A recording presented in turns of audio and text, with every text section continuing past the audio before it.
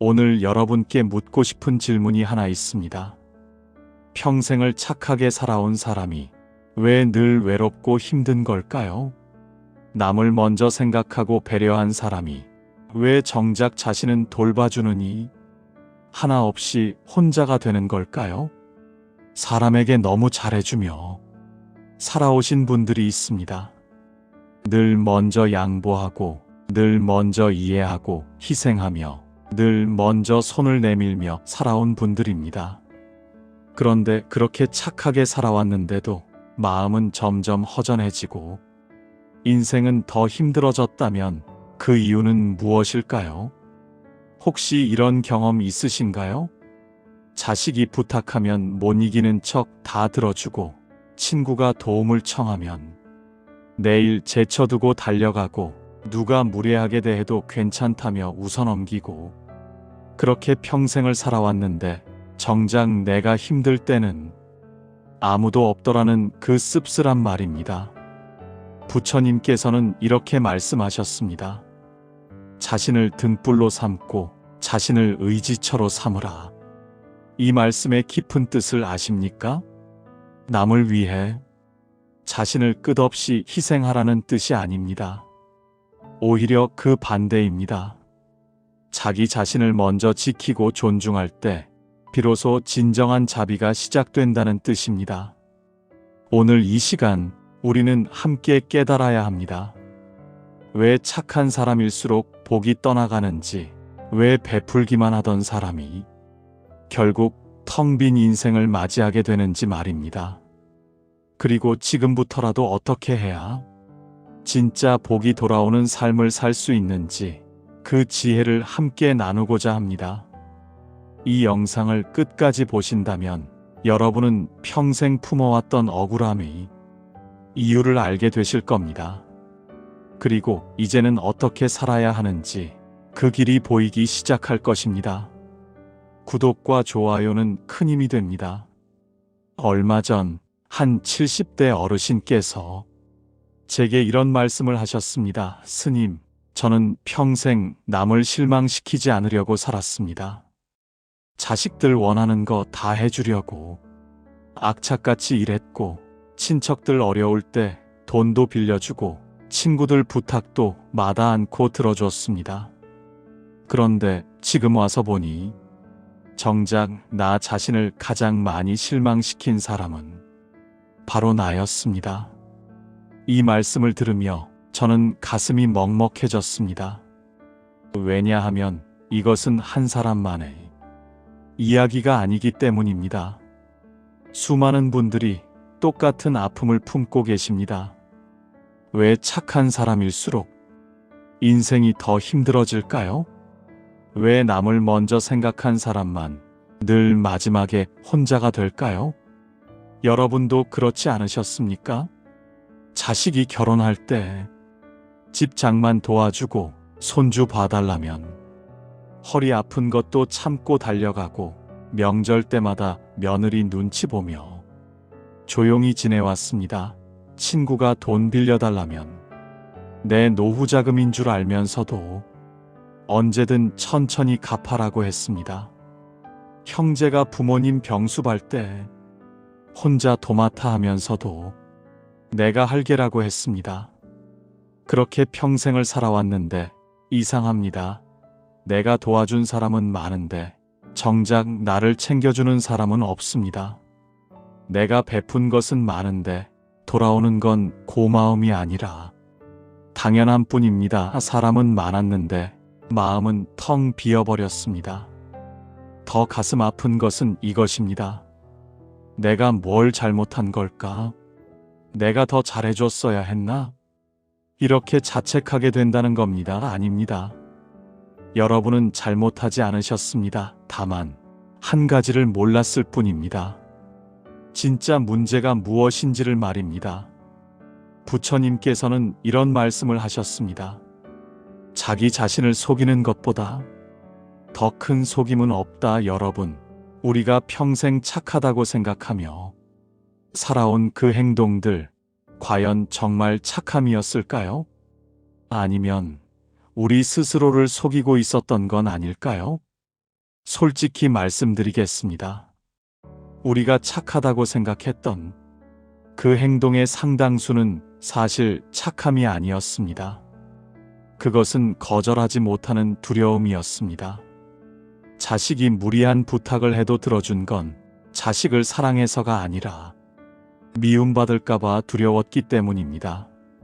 친구의 부당한 요구를 받아준 건 의리 때문이 아니라 관계가 끊어질까봐 무서웠기 때문입니다.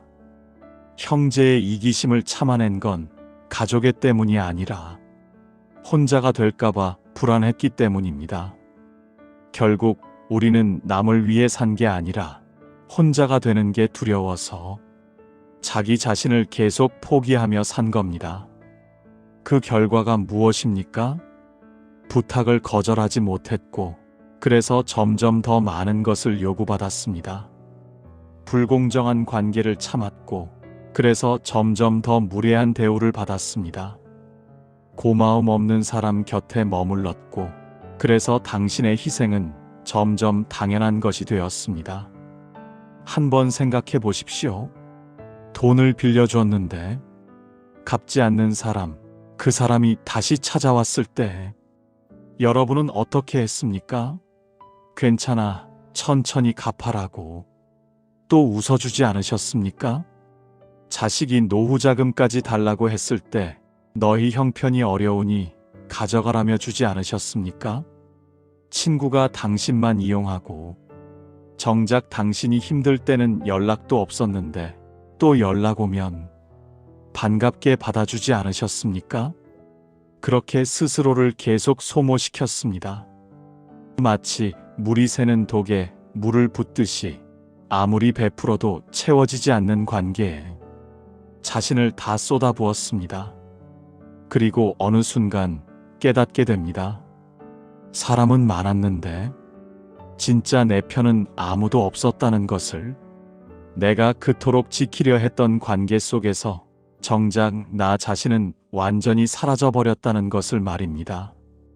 부처님께서는 중도를 말씀하셨습니다. 자신을 학대하지도 말고 자신을 방종하게 하지도 말라고 하셨습니다. 그런데 우리는 평생 자기 자신을 학대하며 살아온 겁니다. 그것도 착함이라는 이름으로 말입니다. 여러분, 불교에서는 이런 가르침이 있습니다. 복은 희생하는 사람에게 머무르지 않습니다. 복은 자기 가치를 지키는 사람에게 머뭅니다. 이 말씀이 무슨 뜻일까요? 많은 분들이 착하게 살면 복을 받는다고 생각합니다. 남에게 베풀고 희생하고 참으면 언젠가 하늘이 알아주실 거라고 믿습니다. 그런데 현실은 어떻습니까? 오히려 복은 점점 멀어지고 인생은 점점 더 힘들어집니다. 왜 그럴까요? 부처님께서는 인과응보를 말씀하셨습니다. 심은 대로 거둔다는 뜻입니다. 그런데 여기서 중요한 게 있습니다. 우리가 무엇을 심었느냐는 것입니다. 자신을 함부로 대하는 사람에게 계속 잘해주면 우리는 무엇을 심는 겁니까? 나는 함부로 대해도 되는 사람이다라는 씨앗을 심는 겁니다. 경계 없이 모든 걸 다 들어주면 이 사람은 어떤 요구도 다 들어줄 것이다라는 씨앗을 심는 겁니다. 자기 자신을 귀하게 여기지 않으면 이 사람은 귀한 대접을 받을 가치가 없다라는 씨앗을 심는 겁니다. 그리고 그 씨앗은 반드시 열매를 맺습니다. 무례한 대우라는 열매를, 당연시하는 태도라는 열매를, 외로움이라는 열매를 맺는 겁니다. 부처님께서는 또 이렇게 말씀하셨습니다. 자신을 섬으로 삼고 자신을 귀처로 삼으라. 이 말씀의 뜻은 명확합니다.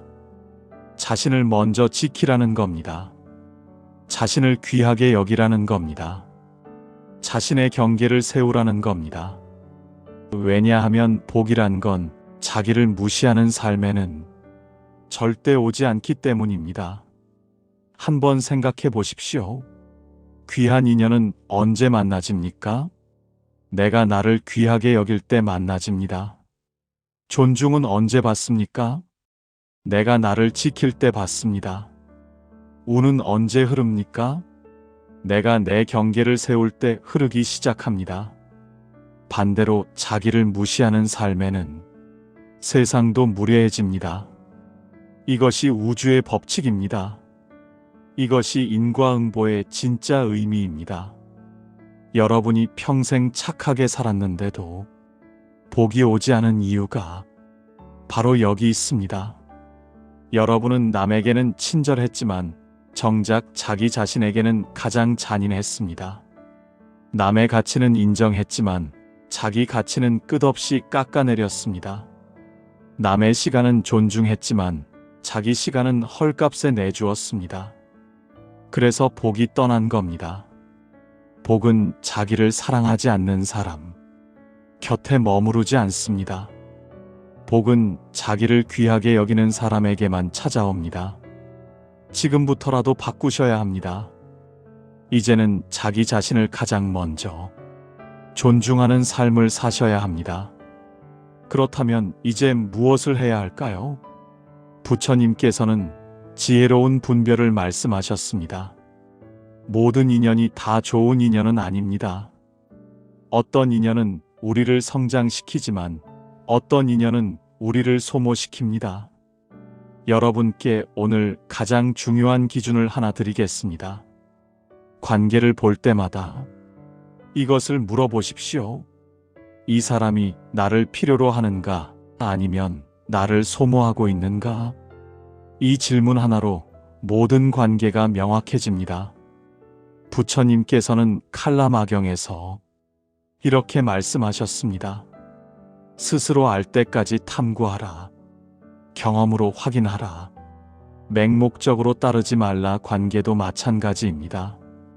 그 사람이 정말 좋은 인연인지 냉정하게 살펴봐야 합니다. 자, 이제 4가지 기준을 드리겠습니다. 이것으로 여러분 주변 사람들을 한번 살펴보십시오. 첫째, 고마워하는 사람입니까? 여러분이 도와줬을 때 고맙다는 말을 합니까? 아니면 당연하다는 표정을 짓습니까? 돈을 빌려줬을 때 미안하다, 고맙다고 합니까? 아니면 갚을 생각도 없이 또 다른 부탁을 합니까? 고마움을 모르는 사람은 복의 통로가 아닙니다. 복의 구멍입니다. 둘째, 미안해할 줄 아는 사람입니까? 자기 잘못을 인정합니까? 내가 미안해, 내가 잘못했어라고 말할 줄 압니까? 아니면 항상 변명만 하고 심지어 당신 탓을 합니까? 미안함을 모르는 사람과의 관계는 언제나 당신만 손해보는 관계입니다. 셋째, 변하려는 사람입니까? 같은 실수를 반복합니까? 당신이 아무리 조언해도 똑같은 문제로 계속 찾아옵니까? 돈 빌려갔다가 안 갚고 또 빌리러 옵니까?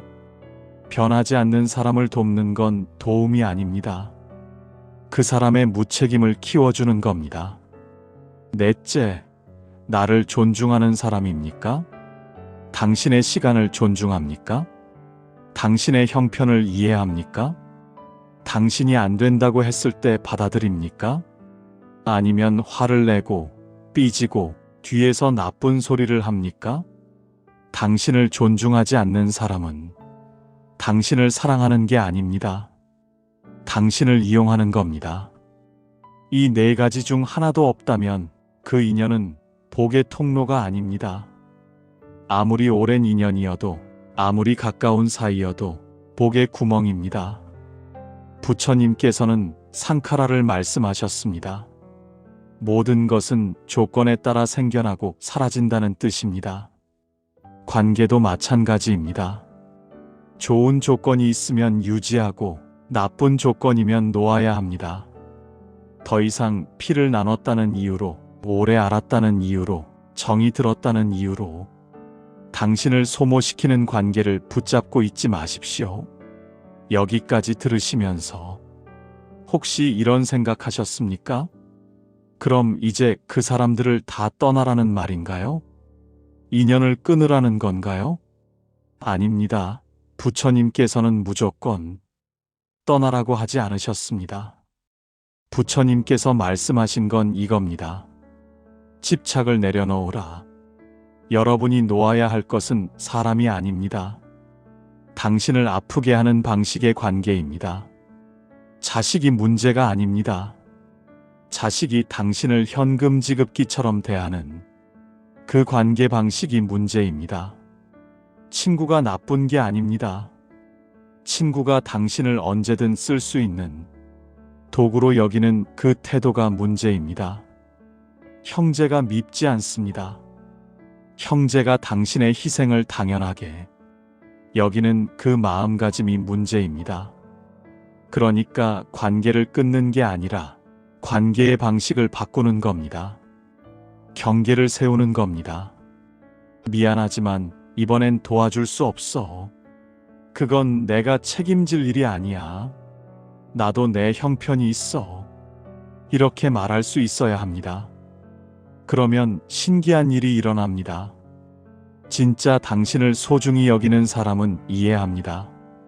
그래, 내 형편도 있지. 미안해 이렇게 말합니다. 하지만 당신을 이용만 하던 사람은 화를 냅니다. 야박하다 몰인정하다 변했다. 이렇게 말합니다. 바로 여기서 진짜 인연과 가짜 인연이 구분됩니다. 부처님께서는 사성제를 말씀하셨습니다. 고통의 원인을 알고 그것을 끊어내는 것이 해탈의 길이라고 하셨습니다. 관계도 마찬가지입니다. 고통을 주는 관계의 패턴을 알고 그것을 끊어내야 자유로워집니다. 그리고 놀라운 일이 벌어집니다. 당신이 떠날 때 당신의 운이 돌아오기 시작합니다. 당신을 소모시키던 사람이 멀어질 때 새로운 공간이 생깁니다. 그 빈자리에 진짜 좋은 인연이 들어옵니다. 한번 생각해 보십시오. 지금 당신 주변에 당신을 힘들게 하는 사람이 있다면 그 사람이 당신의 시간과 에너지를 다 빼앗고 있습니다. 그러면 당신에게는 좋은 사람을 만날 여유가 없습니다. 새로운 인연이 들어올 공간이 없습니다. 낡은 옷을 버려야 새 옷을 살 옷장 공간이 생기듯이 나쁜 인연을 정리해야 좋은 인연이 들어올 자리가 생깁니다. 부처님께서는 텅 빈 그릇에만 새로운 것을 담을 수 있다고 하셨습니다. 당신의 삶이 이미 당신을 소모시키는 사람들로 가득 차 있다면 복은 들어올 곳이 없습니다. 이제 비우십시오. 당신을 아프게 하는 관계의 방식을 비우십시오. 당신을 무시하는 태도를 더 이상 받아들이지 마십시오. 그러면 당신의 인생에 드디어 공간이 생깁니다. 그 공간으로 복이 흘러들어오기 시작합니다. 진짜 당신을 아끼는 사람이 보이기 시작합니다. 당신의 가치를 알아주는 인연이 다가오기 시작합니다. 여기까지 들으시면서 혹시 이런 마음이 드셨습니까? 그래도 내가 불교를 믿는 사람인데 자비를 베풀어야 하는 거 아닌가? 내가 너무 이기적인 건 아닌가? 아닙니다. 여러분은 전혀 이기적이지 않습니다. 오히려 그 반대입니다. 지금까지 너무 이타적이었습니다. 너무 자기를 희생했습니다. 그런데 여기서 우리가 꼭 알아야 할 게 있습니다. 진짜 자비가 무엇인지 말입니다. 부처님께서는 자비에 대해 이렇게 말씀하셨습니다. 자비는 자신과 타인 모두에게 이로움을 주는 것이다. 여기서 중요한 단어가 있습니다. 모두에게입니다. 자기 자신도 포함되어 있습니다. 그런데 우리는 어떻게 해왔습니까? 타인에게만 이로움을 주고 자기 자신에게는 해로움을 주는 삶을 살아왔습니다. 그것은 자비가 아닙니다. 그것은 자기 학대입니다. 부처님께서는 또 이렇게 말씀하셨습니다. 온 세상을 다 뒤져봐도 자기 자신보다 더 사랑받을 만한 존재는 없다. 그러므로 자기 자신을 사랑하는 사람은 남을 해치지 않는다. 이 말씀의 뜻이 무엇입니까? 자기 자신을 먼저 사랑하라는 겁니다. 자기를 귀하게 여기는 사람이 남도 귀하게 여길 수 있다는 겁니다. 진짜 자비란 이겁니다. 자비는 모두를 살리는 것이 아닙니다. 자비는 나와 상대를 동시에 해치지 않는 선입니다. 생각해 보십시오. 자식에게 노후자금까지 다 줘서 당신이 나중에 병원비도 못 내게 된다면 그게 자비입니까? 아닙니다. 당신도 망하고 결국 자식도 부담을 떠안게 됩니다. 친구에게 돈을 빌려줘서 당신의 생활이 무너진다면 그게 우정입니까? 아닙니다. 당신도 힘들고 그 친구도 빚의 무게를 지게 됩니다. 계속 퍼주다가 함께 무너지는 것, 그것은 자비가 아닙니다. 그것은 무지입니다. 부처님께서 말씀하신 팔정도 중에 정견이 있습니다. 올바른 견해, 올바른 시각을 가지라는 뜻입니다. 올바른 자비란 이겁니다. 내가 진정으로 도울 수 있을 때, 그리고 상대가 그 도움으로 성장할 수 있을 때, 그때 돕는 겁니다. 하지만 내가 무너지면서까지 주거나 상대가 그 도움에 의존하게 만든다면 그건 자비가 아니라 집착입니다. 스스로를 지키며 관계를 가려내는 것, 이것이 가장 깊은 자비입니다. 왜냐하면 당신이 먼저 건강해야 남도 도울 수 있기 때문입니다. 당신이 먼저 행복해야 남에게도 행복을 나눌 수 있기 때문입니다. 당신이 먼저 복을 지켜야 남에게도 복을 줄 수 있기 때문입니다. 부처님께서는 자등명, 법등명을 말씀하셨습니다. 자기 자신을 등불로 삼으라는 뜻입니다. 등불이 꺼져버리면 어둠 속에서 길을 잃습니다. 당신이라는 등불을 먼저 밝혀야 그 빛으로 남의 길도 비춰줄 수 있습니다. 이제 아시겠습니까?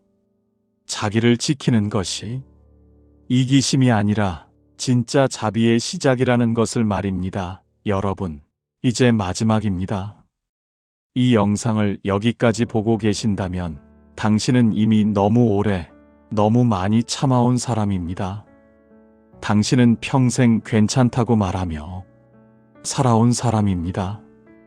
당신은 남의 눈치를 보느라 정작 자기 마음은 한 번도 제대로 들여다보지 못한 사람입니다. 그런 당신에게 오늘 부처님의 말씀을 전합니다. 이제 그만 내려놓아도 됩니다. 당신이 평생 짊어진 그 무거운 짐, 그것은 원래 당신이 져야 할 짐이 아니었습니다. 남들이 당신에게 떠넘긴 짐이었습니다. 당신이 거절하지 못해서, 당신이 미움받기 싫어서, 당신이 혼자가 될까봐 두려워서 억지로 짊어진 짐이었습니다. 이제는 내려놓으십시오. 당신을 소모시키는 관계를 내려놓으십시오. 당신을 아프게 하는 방식의 사랑을 내려놓으십시오. 당신을 당연하게 여기는 사람들의 기대를 내려놓으십시오. 그리고 이제는 이렇게 사십시오. 좋은 사람이 아니라 소중한 사람이 되십시오. 착한 사람이 아니라 지혜로운 사람이 되십시오. 모두에게 필요한 사람이 아니라 자기 자신에게 먼저 필요한 사람이 되십시오. 부처님께서는 이렇게 말씀하셨습니다. 자신을 사랑하는 사람은 자신을 지킨다. 이제 당신도 당신을 지키십시오. 경계를 세우십시오. 안 된다고 말할 수 있어야 합니다. 나도 힘들다고 표현할 수 있어야 합니다. 이건 내가 책임질 일이 아니다라고 선을 그을 수 있어야 합니다. 그러면 신기한 일이 일어납니다. 처음에는 불편할 겁니다. 섭섭하다는 사람도 있을 겁니다. 변했다고 말하는 사람도 있을 겁니다. 하지만 괜찮습니다. 그들은 원래 당신의 진심을 본 게 아니라 당신의 희생만 본 사람들입니다. 그 사람들이 떠나면 비로소 공간이 생깁니다. 그 빈자리에 진짜 당신을 아끼는 사람이 들어옵니다. 당신의 가치를 알아보는 인연이 찾아옵니다. 그리고 무엇보다 중요한 것, 복이 돌아오기 시작합니다. 복은 자기를 존중하는 순간부터 조용히 돌아오기 시작합니다. 복은 자기를 귀하게 여기는 사람에게만 머뭅니다. 복은 자기 경계를 지키는 사람을 따릅니다. 여러분, 이제 시작입니다. 오늘부터 당신의 인생은 달라질 겁니다. 오늘부터 당신은 더 이상 남을 위해 자신을 희생하지 않을 겁니다. 오늘부터 당신은 자기 자신을 가장 먼저 사랑하며 살아갈 겁니다. 그것이 부처님께서 가르쳐 주신 진짜 자비의 길입니다. 그것이 복 있는 삶을 사는 유일한 방법입니다. 이 영상이 여러분의 인생에 작은 깨달음이 되었기를 바랍니다.